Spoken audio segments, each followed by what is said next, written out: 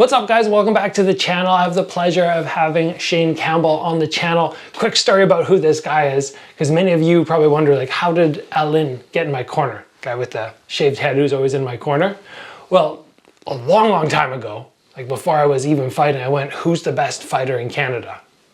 It was this guy. He was the first guy that I knew from Canada who was being successful on an international stage. I went, who is Shane's coach? It was Athlon, and I went and connected with Athlon. So you fought for UFC, you fought for K-1, you have world titles in Muay Thai. Kind of like one of the first people I knew in Canada to actually accomplish anything big on an international level.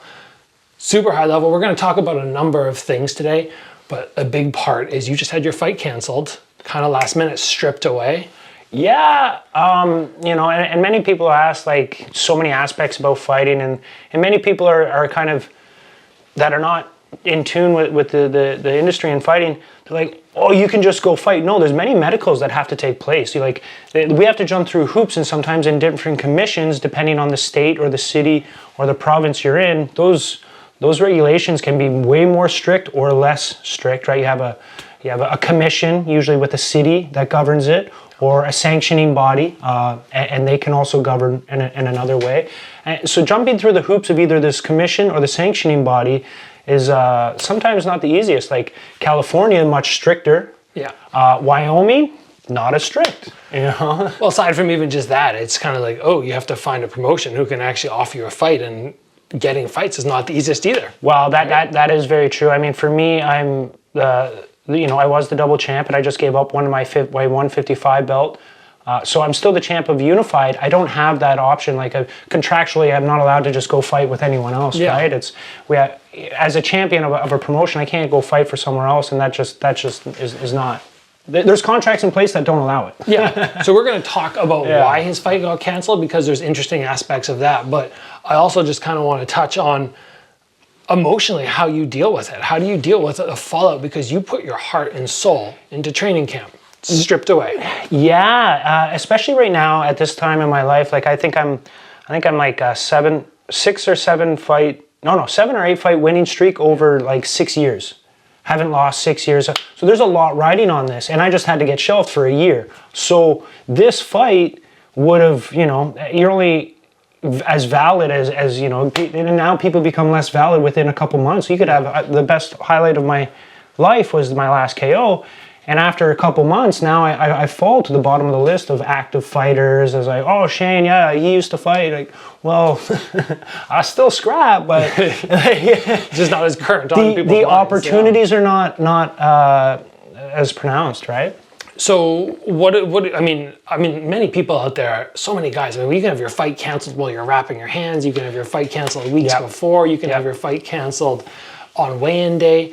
What sort of emotions did you find that played out, and how do you overcome like whatever the depression that follows might be? Yeah, I mean, especially like I changed work, I changed schedules around. I said no to a really good work opportunity, and now that this happened, that work opportunity is now gone. Yeah. So to jump back into a different work situation right before Christmas and stuff, like things are in place. It's not that easy to rebound financially there, but emotionally, I mean, I've been through a lot that, the ups and downs of this industry is not uncommon, right? I've had other fights canceled before, and like you said, I've seen people that were wrapped and ready to walk out, and their fight somehow got stripped from them, right? Mm-hmm. So it could have been worse. Like right now, we're still 2 weeks out there, and when the decision happened, and it's tough though. But Friday, we found out for certain that it was canceled, but there was still some hopes that they could change the venue, make some movement, and make this event happen. And then, 12 hours later, it's like, hey guys, like, I'm sorry, this is just not going to be in the works to be happening. So, and in that moment, it's like, hey, well, now what? Like, I got to change my life. Christmas is about to happen, and I don't have this, big check that was supposed to be coming. Yeah. That I did not go to work for the last couple of weeks. So right away, I mean, luckily people love to learn from me. And so I'm able to travel and teach seminars. Yeah. And for me, that's some of the most joy I have in life. So being around people and passing on my knowledge is, for one, it's uplifting for me. So right away I called a few people and they said, yeah, let's try to work out a day and a time to bring me in for a seminar. So there is like, okay, like I'm still wanted, I'm desired. People want to learn from me for my fight IQ, my knowledge, and my way I give them, right? The way I teach, that it just resonates with a lot of people. So switching gears from, you know, that champion fighter that's about to scrap and defend and you know, push my body to the limit, now to switch gears to now teaching and you know, nothing is forever, and I'm never going to be able to fight forever. So it's kind of that evolutionary step that be happy with like what you have and what you can do. Like there's going to be a day where I won't be able to fight, and then what? I can't rely on being I want to touch on really quick, because you did just, I mean, it was kind of in passing there, but you were just like, yeah, I teach seminars. Like we were just doing a training session, and the amount of stuff that you're able to just, oh, Gabe, try this, do this, and I'm like, oh yeah, I didn't even realize I was doing that. Like you have so much knowledge. Thank you. Yeah, anybody out there who is looking for like a top class seminar, especially, I mean, I don't know much about your jiu-jitsu because I don't do jiu-jitsu. I'm sure it's still good, but striking wise, I know your level is really high, and I like how you think outside the box. Yes. Right, it's not just boom, boom, cookie cutter, we're gonna do it one way. So if you guys are looking for a seminar, you can contact Shane. How should they get in touch with you, by the way? Any of my social media is most likely Shane Shaolin Campbell for most all my platforms. Okay, pretty simple. Shane Campbell, my name, Shaolin. I found ways to kind of teach to many different people. Like in a class, in a seminar setting, I feel like you can really reach the beginner as well as the pro within the same time frame, right? Yeah. And connect with people from a few different ways. I thank you a lot, man. Like you're phenomenal, and sometimes it's not about like that I was teaching you something so much new, but refreshing it. Like, hey man, remember this? And it's like, oh yeah, like we're at a level now where we forget more than we know. Oh, like, so it's like if I could perform up here, like my brain was super powered, I could remember everything. Yeah, it's and so you only have as much energy to put into for whatever fight camp. Like you have your karate combat has, like you said, been having a changing rule set. Yeah. So from fight to fight, you have to alter a little bit. You got to change. You'd be like, oh well, this is not available. Now I have to change an entire game. Maybe maneuver a different stance. There's many things that are happening. Many things, and I love it. Like my fight IQ is high, and I just have so much passion for this. Like you said, I kind of can pick. Oh well, maybe alter your foot a quarter inch this way, which now changes an entire outlook of maybe a stance or whether your ability to counter, be offensive or defensive, right? Because you can be more offensive, but you're going to be a little bit less defensive. So where do we put our energy?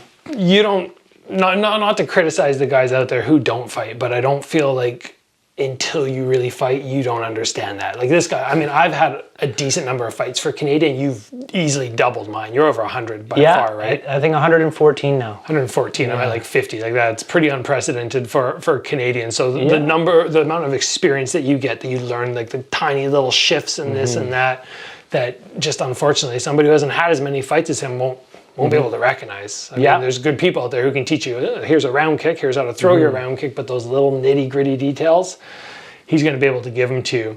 I do want to touch on a subject which is a little sticky, and we're going to be as tactful as we can here, but your fight was canceled for a very specific reason. It's a very sad reason. Something like this actually happened here recently as well. So there was actually a death in the fight world. Do you want to let them know sort of the details of that, and then we'll talk about it? I'm not too knowledgeable on it, other than, you know, there was a fight that happened a week ago. I believe it was ultra white collar boxing. So an event where they take some people that are white collar industry, they maybe don't train, not athletes. They give them 8 weeks to train up and then compete, fighting against ideally someone that's on their same skill level, but I don't know. I wasn't at the event, and I didn't follow up with watching a lot of it. Something happened. He left, died, I believe, a couple days later, and now the fallout is, you know, what's the cause?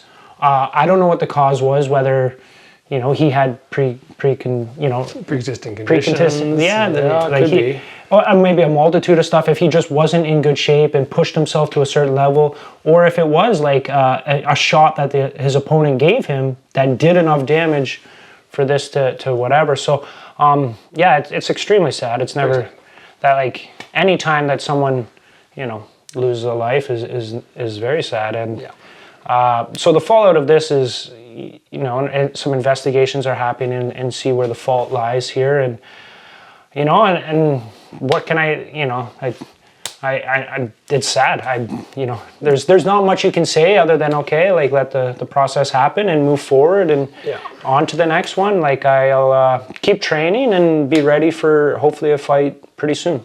Yeah, and that's a very good, positive way to look at it. I have cautioned people on the channel many times. People are like, oh, how long do I have to wait until I fight? I just started training. I'm going to say more than most people maybe, but I'm like a hard 6 months to 12, depending on how much you're training and how hard you're training. And there's so many parameters, right? And like I said, like, if you want to increase your offensiveness, your defense is going to pull back a little bit. Yeah. So wherever you put your energy, but I feel like I'm very proud of my coaching skills and where, you know, I feel like I can take an athlete, maybe someone that played rugby or soccer or something else, and I can have them fight ready in 3 months. Okay, yeah. If they have the right mindset. Yeah. Right? I strongly believe that. I know that there's some athletes, they're just, their physical literacy is on such a high level that I can teach them something, and by the end of that session, they're doing it better than half the people in the class. Right. So with these individuals, I feel like they can fight a lot sooner. I've trained people for 3 years, teaching them the same thing, and on the 3rd year, they just started to get it. Yeah. They should not be fighting after 6 months or a year. That's a very good point. Very good point, because I have that kind of blanket, like, people 6 to 12 months, don't fight before. But yes, there are some people who probably should never fight. It's just not going to go well for them. You can tell that. And there's some people that are just so gifted and they pick things up unnaturally fast, and I get jealous. Darn you. And some people are just, I had a student, Jamie Gifford, and this guy, like, he wasn't a farmer, but he had this knockout strength that, like, he didn't have to be taught the techniques, but he could knock people out. Like, just an unnatural ability. And maybe Pereira, right? Yes. Like, some people, like, he doesn't exactly have the most crisp technique, but if that punch lands... Do you think that has something to do with bone density? Because I've speculated on it, I don't know. Or that's an interesting, I don't know. I mean, it's a different weight class. His weight class is, like, more prone to you know, knockout power. But he has an ability. Some people just do. I wish I knew what it was and I could get surgery and just... But yeah, I mean, it is so sad when somebody gets hurt in any way in the sport. I mean, a lot of people go like, well, you know what you're signing up for? And yeah, we know that there's damage, but we're not going and expecting anything long-lasting or life-ending. And it is something that is still disappointing for you, disappointing for everybody involved, because nobody wants that outcome. But really, we did have something like this here recently where there was a tournament, one of those ones where you compete multiple times in a day. There's just like a 2-minute round. Somebody went in, he fought, apparently got concussed, went and threw up. They allowed him to fight again. Oh, and that's very dangerous. So that is the reason the commissions are there, but always take care of your health, right? I mean, I don't know, like you said, the situation after, but if you finish a fight, so many people message me all the time. I'm like, I'm not a health professional. I don't want to give advice. But if you have a headache after training, if you're vomiting, if you're having vision problems, you should not be sparring. You should not be going back in a weekend sparring. You were just telling me before, you haven't sparred. Later in my career, I have a lot of injuries. Like, sparring is just not at the priority of my list, right? I feel I have a type of fight IQ, and as long as my reaction times are very crisp, I'm comfortable. Especially unless I have like me and you, we work together. We can have a very hard training session, making connection, maybe no shin pads, and neither of us are getting injured. At certain, training with other partners, I don't have that being that comfortable, and it's just not going to happen, right? So I'd rather not and spend my energy into something else. Like adding to the damage. I do believe there's a time where you do have to go out there and you have to do some hard sparring because you need to get your body used to it. And you don't want the first time you ever get hit hard to be in an actual fight. Be like, oh, this is what this actually feels like. But there's a time to pull back. And with the amount of experience you've had, it is no problem pulling back on that. I wanted to just touch on as well, when we were doing our training session, you're a big advocate now for minimizing effort on techniques. Yeah, absolutely. One of the single most thing I say and preach in all my teaching is less is more. Less is more. The less you move, the more energy you consume. Yeah. The more energy you conserve. Right? Less is more, and I that seems to be applied to 1,000 in one training session. It can be applied to 1,000 different aspects.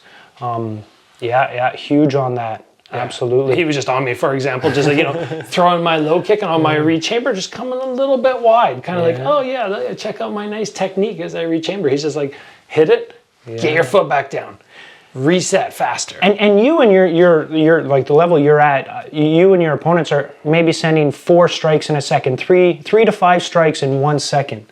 So if you can shave 0.4 off of 1 second, that's a massive amount of time for you. Which, if 0.4 of a second is not a lot of time, but in this scenario, it actually can be quite a bit. Yeah. Just small little details like that, just pointing them out. It makes a world of difference.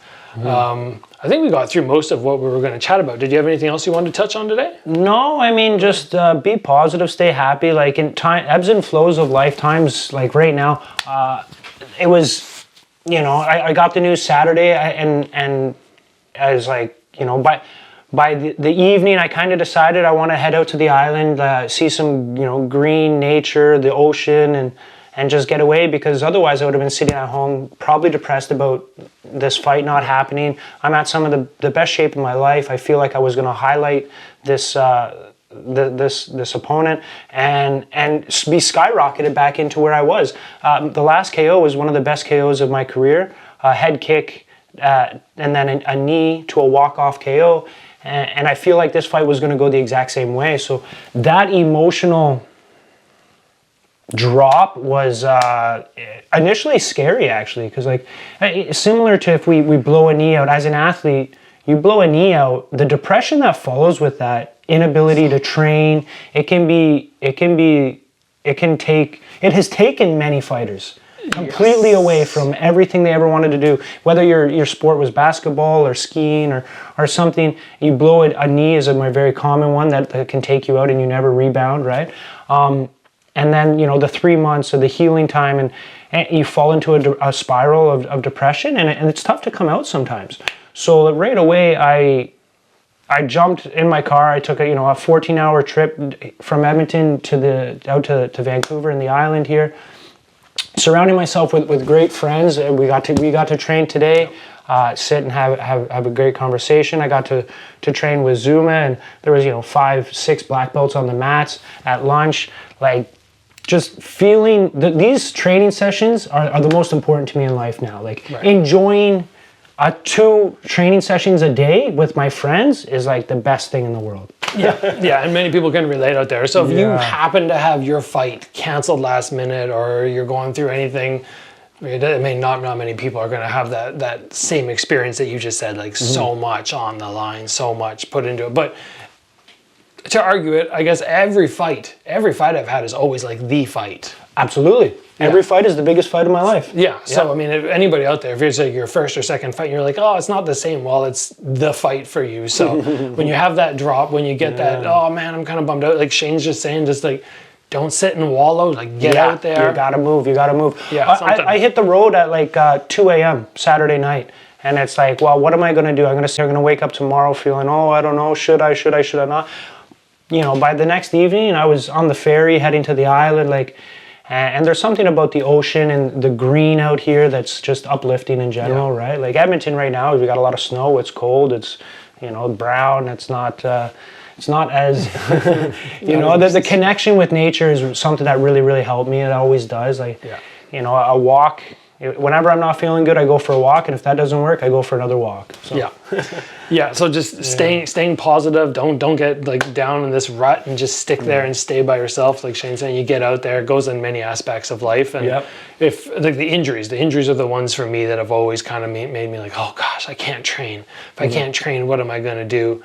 And there's always something small I can do, whether it's just like you said, just go for a walk. It's like, oh, okay, I'm on crutches. I go for a walk on crutches, or I go and find something to do instead of just being bummed out. And we all get bummed out at some point, whether it's inevitable. Yeah, whether it's this or relationship or something. So I like the positivity, and thanks for sharing. Shane, I hope you guys learned something by watching, and be sure to find Shane Shaolin Campbell on social media if you want to get that seminar booked. Yeah, I travel all over. Let's go. Yeah. Thanks, guys. Yeah.